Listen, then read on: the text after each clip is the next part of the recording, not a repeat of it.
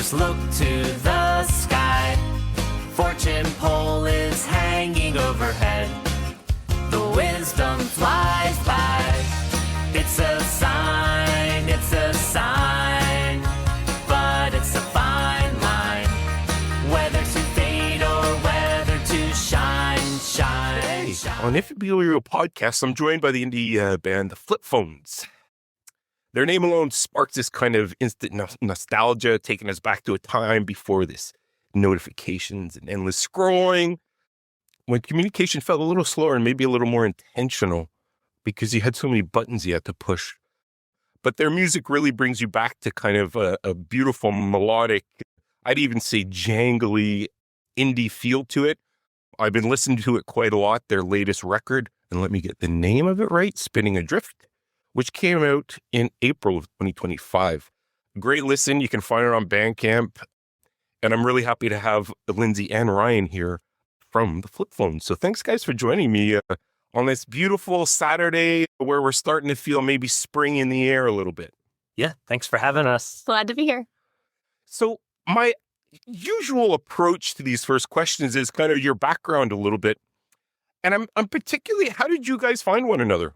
How did your paths cross so that, and a musicality kind of formed or a bond formed around the music that you made? Ryan, why don't you start us off? What was the circumstances around your union as musicians? Yeah, and so I played in a band north of Canada with childhood friends for many years. And through the band, one of our bass players actually met Lindsay at one of his other band shows. And so we first connected and started dating through that connection, one of the band members. And he ended up actually marrying us 7 years later after we met. So we've been together for quite a long time. But, Lindsay is a classically trained musician who played flute and piano and piccolo. And early on in our relationship, we had a shared love of music. She jumped in with that old band on keyboard sometimes, maybe like playing a part in the studio, jumping in live with us. And somehow, we just started working on songs together on the side that weren't really a fit for that band. And that was sort of how we transitioned from being in a relationship to being in a band, but music was always there from the get-go. Lindsay, anything? Yeah, and I had always liked the behind the scenes stuff more, being in, just being in my own living room or being in the recording studio. But playing live with Ryan's old band, North of Canada, kind of gave me that just before a piano recital feeling. You get the nerves, but you get excited too. So I liked kind of bringing in some different ideas to the songs without changing the intent from that band before we ever even moved into doing stuff, just the two of us. Yeah, and we started to get a critical mass of songs together actually many years ago in 2009 and started putting some tracks down together. Yeah, then, that was, Ryan said 2009. So then life happened. And then fast forward to 2019 when we thought, hey, we really need to get our act together and do something with this stuff that we already have. So we didn't pick up the project again until 2019. But then, and that's really where picking that back up, that's where the band came together, right? So we went into the studio with, a little more than half a dozen tracks that were unfinished, sat down with the producer. The three of us kind of hammered it out. And I think that's where you started to see the genesis of the Flip Phone sound, right? The way we did the vocals, the melodica wasn't really on any of the tracks until those sessions. And that was what became Better in the Dark. But that over 6 months, I think we really figured out kind of our sound and our name too. And then bringing us to today, we've been lucky enough to play with a couple of other musicians and expand our work beyond just the duo of the Phones. So that's kind of brings us to today. Amazing. And what was the difference between North of Canada, Ryan, you were saying was, a band that you were playing in? How did the songs become their own and have to be Flip Phone? How did they have to not be, North of Canada? What was the realization that you had that you actually had something that was different in your hands that you were going to pursue? Yeah, great question. I think that the songs probably started more on the acoustic guitar for the Flip Phones, where the North of Canada song was a little bit of a heavier rock band. I think there was more focus and interest in melody and lyrics. I think again, kind of like with the other band, maybe the priority was on the guitar interplay and really rocking out. Not that we didn't care about those other things there too, but I think certainly with the flip phones and those songs, I think, Lindsay in particular puts a premium on things like melody and lyrics. And she kind of holds us accountable for doing that. Yeah, it's nice to be able to be part of a duo where you can actually hear the lyrics rather than just a rock band where people are just turning up the volume knob. Yeah, totally. And what is that interplay? How does a song come to be a flip phone song? Ryan, do they originate from you noodling, or, Lindsay, do you bring pieces in? Like, how does a song come to be where you're both, it sounds like it's such a partnership, your voices anyway, as they interplay with one another. But how does a song come to be? Yeah, great question. So I think that early on, we have kind of a lot of the early songs started a certain way, which is I had these, ideas on the guitar, right? Acoustic guitar, and we would work together to build melody and lyrics and harmony and other parts on top of it. But I think that we've actually really evolved our process quite a bit. If you want to talk about some of the other ways that we've been writing songs. Yeah, I mean, I think the answer is it's different for every song and every little project we have. In an ideal world, something happens where, I'll read something that it kind of inspires me and try to write some lyrics and then kind of bring them to Ryan and say, hey, what do you think? Do we have something here? And he just a musical idea pops in his head, and then everything just kind of comes together really easily.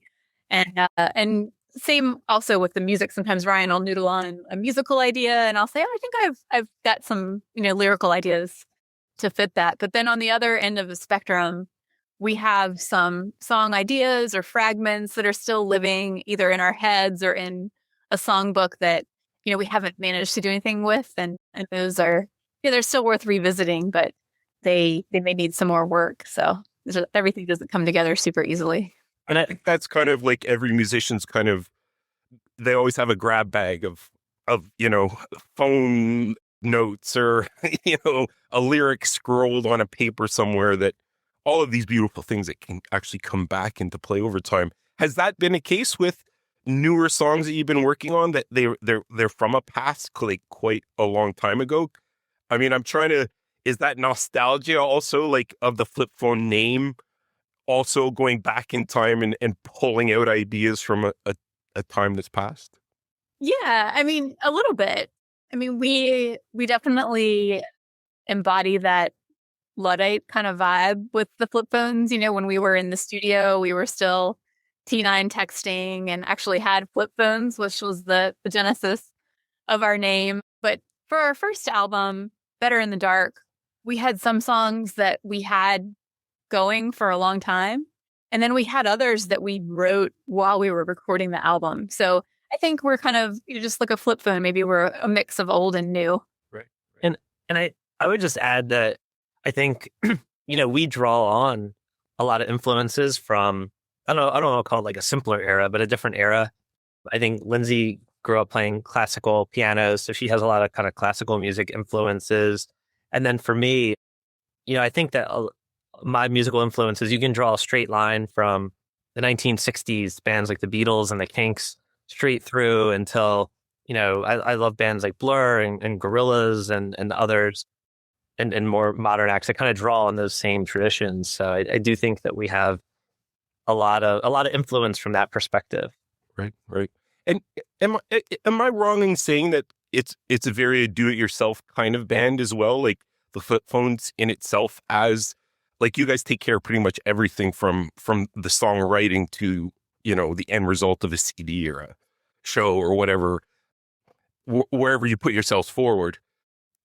Can you talk a little bit to that, of that shifting of a little bit of how your sound and your processes have kind of changed over time from when you were first writing songs to, this latest batch that came out in 2025? Yeah, sure. Well, I think, we've talked a little about how the songs were written, but you are right. We basically our creative process starts with the two of us, right? And our kind of collaboration. And while we have roles that we're better at, maybe, we do crossover, right? It's not just one person writing lyrics or one person writing music. It's very kind of back and forth. But we do have some kind of, I would call like the next circle of collaborators that are kind of critical to us getting to where we are. I think, and the two that have been there the longest would probably be Dave from Innovation Station Music Studio. He's produced both of those EPs. He played, the only three people on the first one are me, Lindsay, and Dave played drums. And then on the second one, our bass player Phoenix joined in on a few songs, but it was the same kind of approach. And then I think another critical collaborator is Beth Walren. She's done all the artwork for all our releases, and that's really important to us. And I think we just love working with her, and she's wonderful. You can tell she gets you. Like the album covers and the music just seem to such a beautiful marriage together. The complementary side of both, they just work so well together. Well, and shout out to those collaborators. I mean, you get to a certain stage where you kind of need more input, right? To kind of like keep pushing forward, marching up those stairs of, what we call success, or what we see success as being. How does the relationship and the band, what's that dynamic? Because I'll say this, oftentimes songwriting is a very personal, cathartic, journalistic endeavor. How do you guys navigate what you're going to put out there for people to listen to? How deep do you guys get? How deep into your relationship do you guys get when you're penning these tunes that you put forth? We have, it's a good question. We have some songs that are personal in kind of a quirky way, maybe an unexpected way. I don't think we're writing, full out love songs and, that would be recognizable to a random listener. And then I come from a journalism background, so telling stories through song is always something that's really important to me. So sometimes we're telling stories that I've read in the news or telling other people's stories. And I think it's really a fun part of the creative process to come together with Ryan and be able to do that, to put kind of word and feeling behind both our story and our songs and then other people's stories as well. Right. I think, and like, how do you navigate that as well from your perspective of relationship, band? Like, do you draw lines? Do you have like, okay, we're not talking band anymore the rest of the night, or like, how does that evolve over time? Yeah, I think that, like any band and being married, right? Yeah, adds an interesting dynamic to it, right? Not everybody has like sort of the same objectives exactly, right? There's like that area of overlap, but I think there's areas where you might have different kind of values and different priorities. And obviously, like being in a band and doing it all yourself for the most part is a lot of work. And it's, how do you find that balance? The band's important, but our relationship's more important. And I think that, but I think it actually, it ultimately, like the best part about it is like the creative process, right? Creating together. We can't always, we don't always have the same energy for it, right? Like I might be standing there with my guitar and Lindsay walks in the door and I'm like, oh, check this out. And she's like, I just had a day, like save it for tomorrow. In a moment. But I think that ultimately, like having this ability to create something together is one of the best parts of the group and our relationship. Yeah, and Lindsay did mention we did have one song that's like super personal, When the Lights Go Low, in our first release. That actually we played that at our wedding, and we kind of wrote it about our relationship. But yeah, the rest of them, there's some personal stuff in there, but it's not like we're kind of laying our like blood on the tracks as much. And in terms of, Ryan does a ton, maybe 90% of some of the, the social media and the business side of the band, which I really appreciate. But I think, we are each other's checks and balances. When he gets too aspirational and says, hey, we're going to play 35 shows this year, I'm like, oh, wait, hold on. Maybe we should take a trip or something where we don't do band stuff. So yeah. Like finding that balance. I imagine it's a constant negotiation as you go through. And like, what would success feel like for you guys? Like, I kind of touched on it a little bit before, And I know success can be a loaded word, but like, what do you guys want to do with the flip phones from here on in? Like, if you're looking like aspirationally, what would you guys feel successful about having this band and having it go forward? I'm going to go straight to a pipe dream. I would love to see a flip phone song or maybe multiple songs in a TV show or a movie. I think it sounds a little cheesy, but I definitely discovered a lot of bands that way myself, indie bands. And I think that it would help complement the storytelling that we try to convey in our music. So, we've tried a couple avenues there, but haven't had any traction yet. But I think that would be a fun thing, whether it's short term or long term. I love that. Yeah, I love that. I can see that totally. Here, totally. And, a show or a movie or a documentary of some kind, like. Yeah, I think it'd be fun. Yeah, because your music elicits emotion. It's not, you have to respond to it, and I think that's the listenability of it. It's just so, it touches you as a person, and you can relate to it, which I love. I love music like that. Ryan, what about you? What's that long-term light at the end of the tunnel, if we could put it in those terms? Yeah, that's a great question. I think that as I've gotten older and as we've played in bands and made music and gone through periods where we didn't make music and didn't play, right? I think that for me, I've modulated my vision. And I think the most important thing is that we kind of keep doing it. I think that for the songs that we have out there, we've got more, right? That I'm like, I really want to record them and release them and perform them. And, the nice thing about the communities that we get to participate in, right? Like whether it's meeting someone like yourself or meeting people in our local scene, is there's like a lot of positive kind of validation and feedback to be found at that level. You don't have to have, people, I guess, try to chase streams or whatever. And I understand why they're doing that, but like, I think at the end of the day, we just like, or I like creating, I like writing music. And when you record it, it's like, hey, I've got this something that's going to last now, right? And you get out there and play it a little bit, and people respond to it or don't respond to it, and that's cool. I don't know. Sorry, my vision isn't like maybe we want to be on SNL too, like, but like it's probably not going to happen, Right. No, but I love that you keep it human, like the creativity and the wanting to do it because there's a need in you guys to keep doing it. I just love that because, it's from the heart, and it's not just like, let's try to make the next thing, it's much more about the feelings and the mood and you guys behind it who are humans. We performed at this kind of, they called it like a salon. Arlington, Virginia is where we live. And it's supposed to be like a Parisian salon where was it this bakery, but they had an artist or a couple of artists, maybe like an author and like us as a band. And everybody kind of like spoke about their art and had like 30 minutes or something. Or in our case, we played a few songs. And I remember talking to one of the artists, and she had written a book, and we were kind of talking about it, and she's, the creative process. And she was just like, yeah, you're an artist. You need to create. That's what you need to do. Right. And even though we're not full-time artists, like, we have enough of that artistic drive or need in us to create something sometimes, even if it's not as right. Well, it's always in you, right? You carry it wherever you go. Yeah. Sometimes you turn it on a bit higher up than other times. I want to thank you guys. It's been really fun talking with you. I love talking to people that are together as well about their craft. I wanted to just kind of end on the latest record you put out.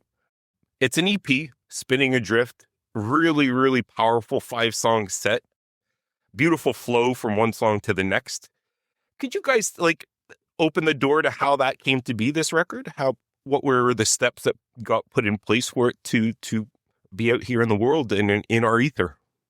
You want to take that? You can go for it. Okay. Well, I think it's sort of, obviously it starts with the songs, right? During COVID, I think in particular, Lindsay had like a prolific surge of lyric writing where, she mentioned this story-driven writing. So It's a Sign, Tumbleweed, and Where the Space Falls Away were all directly inspired by stories that she had read in like the New York Times or something like that. And so we took the words and set music to it. And then the other two are a little bit more like personal songs that were kind of written through a different process. But we had maybe 8 songs that we went into the studio to record not long after we put out Better in the Dark. And we really wanted to capitalize on kind of the momentum, right? Yeah, we put something out, we're playing, let's go in and record. It took longer than we thought. After it took about 12 months to record the 5. We kind of set the other ones aside for kind of future consideration. They needed more work. But we thought the 5 had like a really nice flow. And I think that also when we started recording, we thought we were going to end on a more upbeat note. We had some songs that aren't on the record that are kind of more positive, but we actually thought ending on a darker note with Where the Space Falls Away kind of made sense for where we were. There were some personal challenges, right, over that time we were recording, and as well as, I think just in the world at large, there was a lot of challenges that people were facing, and so it's not without hope, the record, but we did like the idea of ending on some of the probably the most extreme sounds we've ever put on record, committed to record, at the end of Where the Space Falls Away. Amazing. Well, I think that's a track. So listeners, stay tuned after this. We'll play that track for you. It's a great track. And I think it's, like you said, it's waiting for its next step. So my final question, what can we look forward to in the flip phones come 2026 into the future? Where are you guys at? What's going to be happening? Well, as we wrap up the Spinning Adrift era, we're excited to have a few videos to share with our fans out there soon. We did some performance videos, and then we're going to be working on another more narrative video coming up in a couple months. And we're back in the studio working on some other projects. We've got a couple singles that we hope to release later this year. One about a devil statue in Segovia, Spain, and another one about being the go-to person at work. So excited to share those coming up soon. And then, eventually I think those will go on an album, but we're going to go the single route, I think, for 2026. Cool. So just a few gems dropping throughout the year with an eye on releasing an EP or an LP down the road. Exactly. Yeah, I think we've found when you try to batch all the songs, sometimes it takes a little longer than you plan, and you get kind of impatient. So we thought maybe trickling out a few songs that we really feel passionate about, we'd like to get them out sooner rather than later. Cool. Well, send them my way. I'll throw them on the blog as well. So awesome. Thank you. It's out there more in the ether, as we say. Ryan, Lindsay, thank you. The Flip Phones, guys, check them out. All their music's on Bandcamp. Their album, amazing. The artwork, again, I want to just come back to that because it's really well done. And I wish you guys all the best. When some new stuff comes out, please come back and let's continue this conversation. It's been really fun talking with you guys. Yeah, Chris, thanks so much for having us. We really appreciate it and love, what you're doing to kind of help, musicians like ourselves get our stories out there. Absolutely. I love to archive stories, and I always say to guests too, imagine 10 years down the road listening back to this. Like, it might be fun. So you take care, guys. Thanks. Thank you.